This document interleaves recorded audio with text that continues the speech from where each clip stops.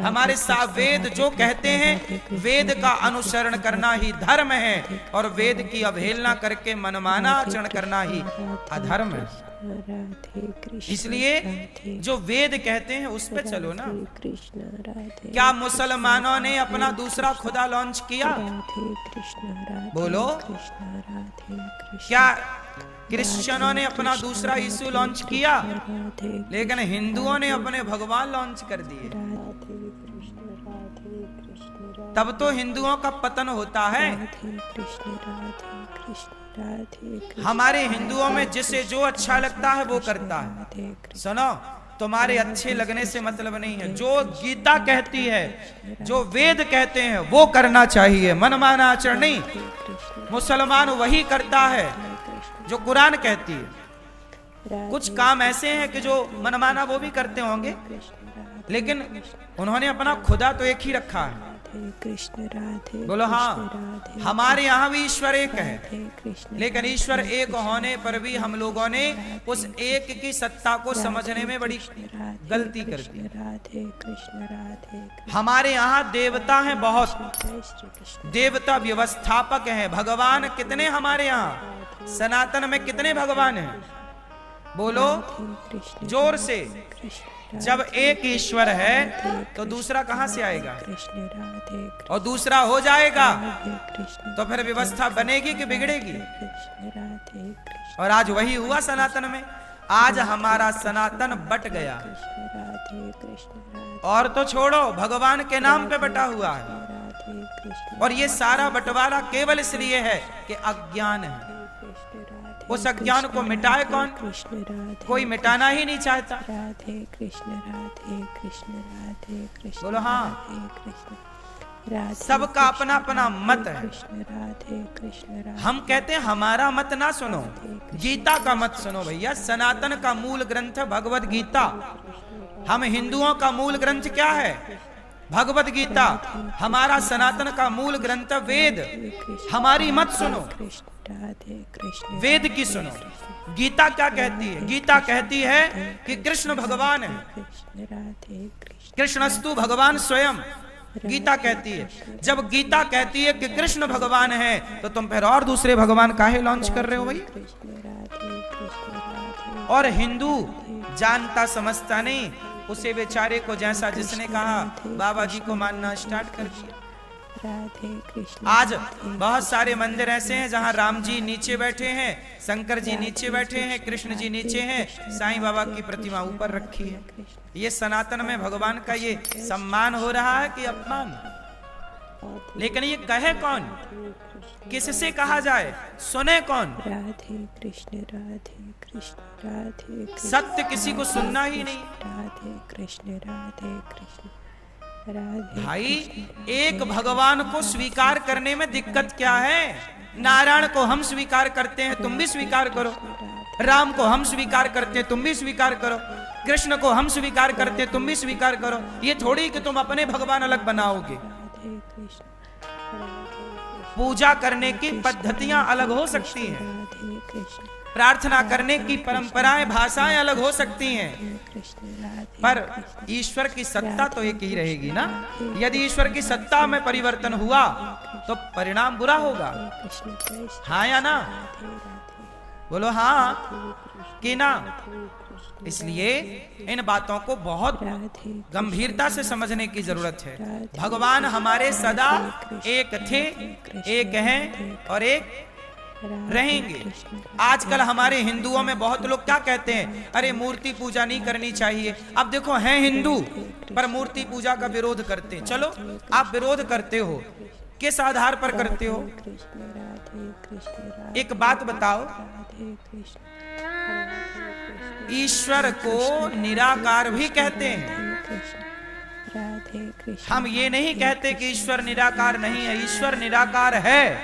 पर जो परमात्मा निराकार है, एक बात बताओ, ईश्वर साकार है कि निराकार है? पहले आप बताओ, फिर हम बताते हैं। ईश्वर के आप कौन से भगवान की पूजा करते हो, निराकार या साकार? जोर से बोलो, बोलो।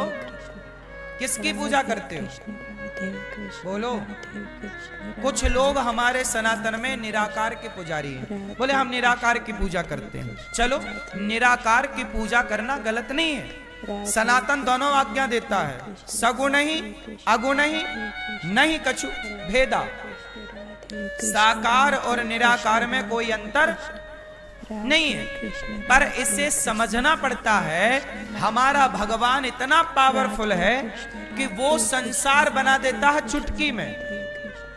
अब सोचो कि जो परमात्मा संसार को बना सकता है, क्या वो भगवान स्वयं को निराकार से साकार में लाकर खड़ा नहीं कर सकता? यदि आप कहते हो कि ईश्वर साकार नहीं है, इसका मतलब ये हुआ कि तुम्हारा भगवान पूर्ण पावरफुल नहीं है। भाई, हम जिस परमात्मा की पूजा करते हैं वो इतना पावरफुल है कि वो जब चाहे साकार हो जाए, वो जब चाहे निराकार, वो जब चाहे बड़ा हो जाए, जब चाहे। हनुमान जी लंका गए तो क्या बन के गए? बोलो बोलो। छोटे अति लघु रूप पवन सुत लीन्हा। हनुमान जी लंका गए तो क्या बनकर गए? छोटे। तो सीता मैया बोली कि क्या तुम जैसे छोटे छोटे बंदर हैं लंका राम की सेना में? तब तो रावण को जीतना बड़ा कठिन होगा। तब सीता मैया को हनुमान जी ने कहा, माता मैं छोटा बना हूं आपके सामने, आप आज्ञा करो मैं बड़ा बन के दिखाता हूं। तो हनुमान जी तुरंत क्या हुआ? भयं पर्वताकार शरीरा। हनुमान जी क्या हो गए? पर्वत की बड़े। ऐसा सीता मैया ऐसे देख रही, अरे बेटा तुम बहुत बड़े छोटे हो जाओ। अब हमारे हनुमान जी में इतनी सामर्थ्य है कि वो छोटे हो जाएं या हाँ, चाहे वो शरीर से रहें या अदृश्य हो जाएं, वो लिक्विड फॉर्म में आ जाएं, पानी बन जाएं। बोलो हाँ। भाई, हमारा परमात्मा तो पावरफुल है ना, वो चाहे लिक्विड फॉर्म में आ जाए, पानी बन जाए, वो चाहे बर्फ बन जाए, वो चाहे आग बन जाए, वो चाहे पेड़ पौधा बन जाए। इसलिए ना हमारे यहाँ कण कण में ईश्वर को माना जाता है। क्यों? क्योंकि हमारा परमात्मा सब कुछ बनने की सामर्थ्य रखता है, इसलिए हम कण कण में उस ईश्वर को देखते हैं। यही सनातन है। ये सनातन की गहराइयों को जानना पड़ेगा आप लोग। ये आपकी जानकारी के लिए मैं सब बातें बोल रहा हूँ कि तुम्हारा जो भगवान है केवल मूर्ति तक सीमित नहीं है या निराकार तक सीमित नहीं है। वो परमात्मा हर जगह मौजूद है। पानी के रूप में वह, आग के रूप में वह, सूर्य के प्रकाश के रूप में वह, हवा के रूप में वह, पृथ्वी के रूप में वह, पंच तत्व के रूप में वह। हाँ या ना? तो हमारा परमात्मा विराट है। विराट मतलब बड़ा। अणोर अणियान महतो महियान। छोटे से छोटा है, अणु परमाणु है, इतना छोटा है परमात्मा कि बताओ आपको कभी आत्मा का दर्शन हुआ? क्यों? इतने सारे डॉक्टरों ने परीक्षण किया, इत्यादि सब किया, माइक्रोस्कोप लगाया, सब किया। क्या आज तक विज्ञान आत्मा का दर्शन कर पाया कि आत्मा कैसी है? भाई साहब, जब मरता है तो निकलता क्या है? जब डेथ होती है तो निकलता क्या निकलता है कि आदमी मर जाता है? कुछ तो निकलता ही होगा। उसे विज्ञान पकड़ पाया? उत्तर दो। साइंस पकड़ पाया? सोचिए, वो आत्मा इतनी बारीक है कि उसे आज का 21वीं सदी का विज्ञान नहीं पकड़ पाया। सोचिए, आत्मा इतनी बारीक है तो आत्मा को परमात्मा, आत्मा रूपी आत्मा को बनाने वाला परमात्मा खुद कितना बारीक होगा। उसे पकड़ पाओगे? जिसकी बनाई आत्मा तुम्हारी पकड़ में नहीं आ रही है, उस परमात्मा को तुम पकड़ पाओगे? वो है सबके भीतर, पर पकड़ में कैसे आए? बोले राम ही केवल प्रेम प्यारा। भगवान तो भक्तों की पकड़ में आ जाते हैं। यशोदा मैया डंडा लेके दौड़ी, कन्हैया आज तो को बांधूंगी, जिसे ब्रह्मा ना पकड़ पाए।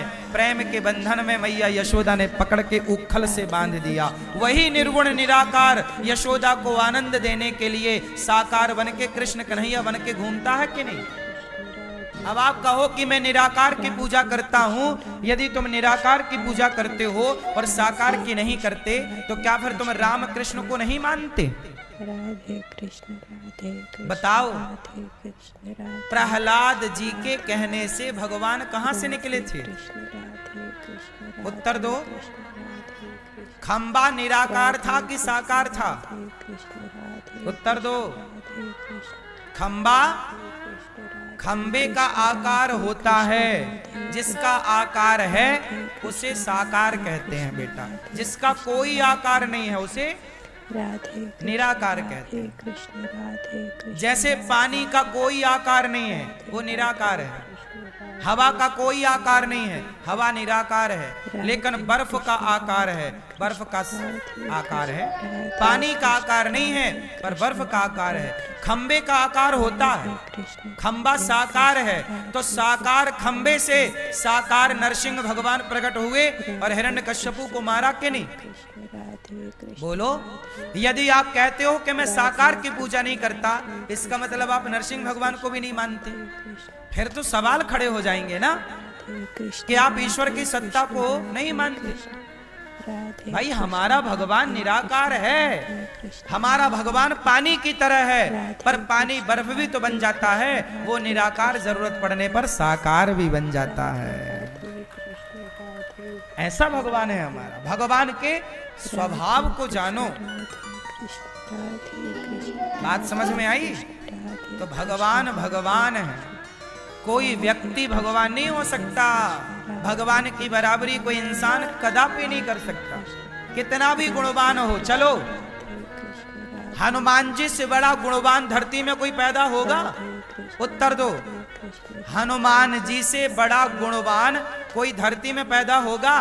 पर वो हनुमान जी भी राम जी के मंदिर में हाथ जोड़ के सिर झुकाए खड़े हैं कि नहीं?